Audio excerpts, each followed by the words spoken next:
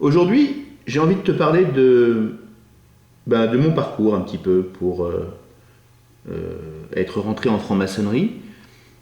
Parce que, comme je l'ai évoqué déjà sur ce blog, c'est un parcours un peu long. Il faut de la patience, il faut un peu d'assiduité, mais en fait surtout de la patience. D'abord, il faut être convaincu. Je pense qu'il faut avoir cherché un petit peu, s'être un petit peu documenté.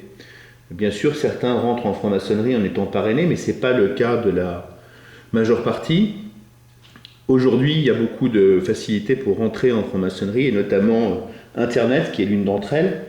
Il y a pas mal d'ouvrages également qu'on peut trouver dans des librairies spécialisées, et même d'ailleurs dans une librairie tout à fait générale. On trouve ça au rayon de la FNAC sans aucun souci. Et je pense qu'une des bonnes façons de se documenter, c'est avant toute chose de lire certains bouquins, écouter aussi, pourquoi pas, certains podcasts. J'en fais la liste ici sur ce blog dans la section liens. Moi, j'ai notamment écouté le podcast Le Logecast, qui maintenant n'existe plus, mais dont il reste encore les différents épisodes sur le net, qui est une bonne façon en fait de démystifier la franc-maçonnerie et de comprendre un peu de quoi elle se compose, quels sont ses différents courants, quelles sont ses différentes tendances. C'est une bonne façon, je pense, de se faire un petit peu de connaissance de ce que c'est que la franc-maçonnerie et surtout, si jamais on veut y rentrer, de faire le bon choix en rentrant dans la bonne loge et en tout cas dans la bonne obédience pour y travailler de la façon dont on le souhaite. Il y a des loges mixtes, il y a des loges sociétales, il y a des loges qui sont plus spirituelles, il y a des courants qui sont plus égyptiens, il y a toutes sortes de rites, les rites anglo-saxons, le rite français, le rite ancien et accepté, le rite écossais rectifié, qui est l'objet de ce site, le rite de Memphis-Misraïm, il y a même des rites forestiers, il y a énormément de choses, c'est vraiment une forêt dense, chacune bien entendu a son intérêt, mais l'objectif c'est de ne pas se tromper, parce qu'une fois qu'on a choisi sa loge, on y reste normalement, si tout se passe bien, pour toute sa vie de franc-maçon. Donc moi voilà, je vous engage, si jamais la démarche vous intéresse, à vraiment rechercher un petit peu et puis à regarder un petit peu ce qui se passe dans les différentes obédiences. Ne pas hésiter aussi à aller faire un petit tour au musée de la franc-maçonnerie, c'est toujours intéressant, qui se trouve au Grand Orient de France, rue Cadet, à Paris, et puis où on trouve de très beaux documents en fait, historiques sur la franc-maçonnerie et sur son histoire, et puis il y a des expositions particulières sur des thèmes particuliers, donc n'hésitez pas à aller y faire un tour. Ça peut être aussi l'occasion d'y rencontrer les francs-maçons et d'échanger avec eux sur leurs intérêts, leurs motivations, ce qu'ils trouvent, ce qu'ils ne trouvent pas en franc-maçonnerie, et donc de faire le bon choix dès le départ. Et puis ne pas hésiter aussi à aller dans des tenues blanches, qu'on appelle les tenues blanches ouvertes, qui sont la plupart du temps dans les très grosses obédiences sur des thèmes divers et variés, mais qui permettent en fait aux profanes de se mettre au contact d'abord des francs-maçons et puis d'aller voir un petit peu ce que c'est qu'un temple maçonnique. Même si évidemment pendant ces tenues, rien de purement maçonnique ne se déroule. Et c'est déjà une bonne façon d'être au contact. Il y a aussi les différents salons maçonniques, les salons du livre, qui ont lieu dans différentes villes de France, notamment le salon du livre maçonnique de Paris, qui est sponsorisé par l'Institut maçonnique de France, sous le patronage de Roger Dachet. Voilà, ne pas hésiter à se mettre un petit peu dedans et puis comme l'été arrive, moi je suis aussi rentré dans la franc-maçonnerie avec un petit livre de chevet qui n'avait finalement pas grand-chose de maçonnique, puisqu'il s'agissait d'un roman écrit par les auteurs assez connus maintenant que sont Jacques Ravenne et Éric Giacometti, qui ont écrit toute la série des Antoine Marcas, qui est un flic franc-maçon, qui est dans un département de défense des objets d'art et à qui il arrive toutes sortes d'histoires rocambolesques avec des sociétés secrètes, etc. Donc évidemment tout ça est très très romancé, mais Mais il se trouve que ça marche bien, puisque vous voyez, moi, ça a été mon premier contact avec la franc-maçonnerie, dans le même moment où je me posais un certain nombre de questions sur mon devenir. Et finalement, la lecture de ces bouquins m'a permis de vulgariser un peu le sujet et de rentrer plus facilement dedans. Comme l'été arrive, si jamais ça vous intéresse, Antoine Marcas, donc vous googlez ça sur internet et vous trouverez toute la série des Marcas qui est quand même assez bien faite, assez bien écrite, avec quelques passages historiques romancés et puis une histoire un peu de ce qu'on appelle le thriller ésotérique qui est quand même bien foutu et qui à mon avis devrait vous plaire. Voilà, pour aujourd'hui, c'est ce que je voulais vous dire. Et puis, je vais conclure juste en vous disant que j'ai une envie, c'est de vous lire, parce que je crois que c'est une belle démarche, l'entrée en franc-maçonnerie.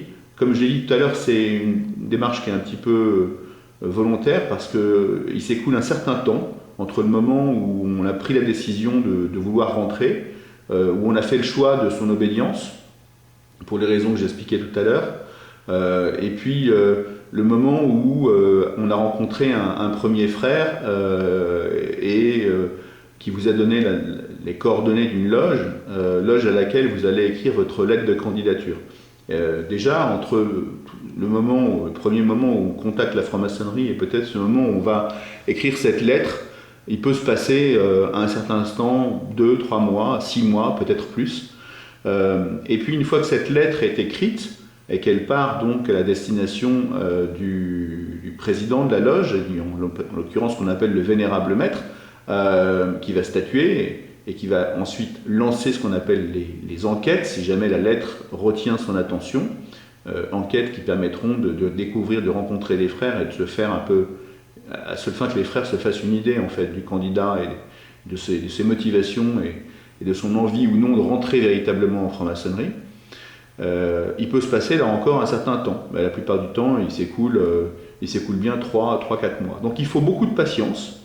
Et après, évidemment, s'en suivra ce qu'on appelle en général, dans la plupart des rites et des obédiences, le passage sous le bandeau, mais qui en l'occurrence au rite écossais rectifié, en tout cas dans mon obédience au Grand Prieuré des Gaules, ne se déroule pas de la même façon, puisque on est sur ce qu'on appelle un conseil de maître, et donc on rencontre à visage découvert, qui est déjà en soi une symbolique d'honnêteté et de confiance qui nous est donnée, alors qu'on n'est encore pas franc-maçon. Donc un conseil de maître où on va avoir un certain nombre de questions qui vont nous être posées, auxquelles on va répondre, et qui vont permettre du coup aux frères de la loge de se rendre compte un petit peu de notre niveau de motivation. Entre tous ces moments-là, il y a beaucoup de temps qui s'écoule. Ça peut être jusqu'à parfois 9 mois, peut-être même un peu plus, en tout cas presque le temps d'une gestation, d'un accouchement. Donc de la patience, de l'envie, du désir, ça parlera à tous les maçons rectifiés. Mais c'est une belle histoire et pour ceux qui ont envie, n'hésitez surtout pas à franchir le pas. Voilà, je vais vous faire juste un petit cadeau. C'est la lecture de ma lettre à moi de candidature que j'ai écrite donc, au président de ma loge, bien avant évidemment d'être reçu franc-maçon. Lettre de candidature. Monsieur le Président, tout d'abord, je ne pensais pas qu'il puisse s'avérer si difficile de rédiger une lettre sur les raisons qui poussent un homme, à mi-parcours de sa vie, de souhaiter rentrer en franc-maçonnerie. Et pourtant, c'est beaucoup plus compliqué qu'il n'y paraît. Je vais donc essayer de coucher sur le papier le plus fidèlement possible quels ont été mes premiers pas vers le chemin de l'initiation, mes questionnements et les raisons qui m'ont amené à vouloir rejoindre une loge du Grand Prieuré des Gaules. Voici maintenant quelques mois, sans doute par lassitude de mes perpétuelles recherches et quêtes individuelles sur la façon de révéler la dimension spirituelle et divine de l'homme et ses pouvoirs cachés, j'ai entrepris de trouver une société initiatique et chevaleresque afin de poursuivre et de parfaire au sein d'une structure et d'un groupe ces travaux et questionnements que j'avais déjà entamés dans le passé. Réfléchir en groupe sur le pourquoi de notre existence humaine et sur les méthodes permettant, si ce n'est d'atteindre, tout du moins d'approcher la réalisation de soi, l'atteinte de la lumière, sont des sujets qui font écho depuis longtemps en mon être intérieur. Cette recherche sur Internet m'a tout naturellement amené à trouver différentes organisations, et parmi elles, à la franc-maçonnerie. Après avoir éliminé les nombreuses sociétés douteuses se réclamant de descendance templière, vraie secte pour nombre d'entre elles, et quelques micro-obédiences et loges sauvages, aux rites de stricte observance, j'ai comme tout profane sans doute lu quelques ouvrages démystificateurs pour mieux comprendre où je m'avançais. Ces lectures m'ont permis de mieux appréhender la franc-maçonnerie et ses différents courants, de mieux comprendre les obédiences et leurs différences, notamment en termes d'orientation plus ou moins sociétale ou symbolique, de pratiques en mixité ou non, et bien sûr, d'approcher la notion de rite, là aussi, et surtout facteur de choix déterminant. Mari est père de famille, chrétien et catholique de confession, avec une vie professionnelle chargée et de fréquents déplacements à l'étranger sans que je sois maître de mon emploi du temps. Je me suis bien sûr aussi posé la question de la légitimité et de la compatibilité de la maçonnerie avec ses fondamentaux à mon bien-être. À cette question, j'ai répondu oui, car je pense que c'est savoir gérer son temps familial, son temps professionnel et son temps maçonnique. Aussi, pour être parfaitement honnête, ce qui me semble devoir être l'une des qualités de tout maçon envers ses peut-être futurs frères. Si vous m'acceptez et que je vous rejoins, nul doute qu'il arrivera que je ne puisse me rendre à certaines tenues pour ces raisons indépendantes de ma volonté. Mais je peux vous assurer que chaque fois que cela sera possible, je respecterai mon engagement. Je sais que l'assiduité est l'une des qualités requises en maçonnerie et j'ai la conviction que l'alchimie maçonnique ne fonctionne bien que par l'échange. J'apporte en loge ma différence et je m'enrichis de la différence de l'autre. Si je manque à l'appel, je limite la portée de l'égrégore. Le proverbe dit « Quand l'élève est prêt, le maître apparaît ». Je pense que le temps est venu pour moi de frapper à la porte du temple et de rejoindre la franc-maçonnerie qui m'apparaît comme la seule institution où il est donné à des hommes par ailleurs tous différents et souvent d'avis et de cultures contraires, d'échanger et de se construire ensemble dans le respect et la différence de chacun.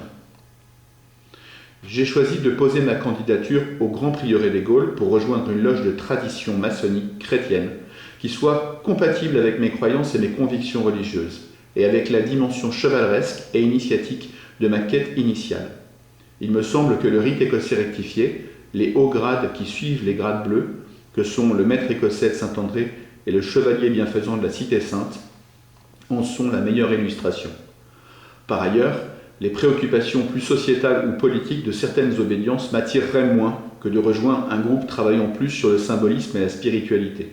Enfin, et une fois de plus en toute transparence, la fréquence de mes tenues aussi, réduite à une fois par mois au Grand Prieuré des Gaules, en plus des tenues d'instruction, pour les raisons citées plus haut, du respect de mes 3 temps, familial, professionnel et maçonnique, a été l'un de mes critères de choix entre les obédiences majoritairement au rite écossais rectifié.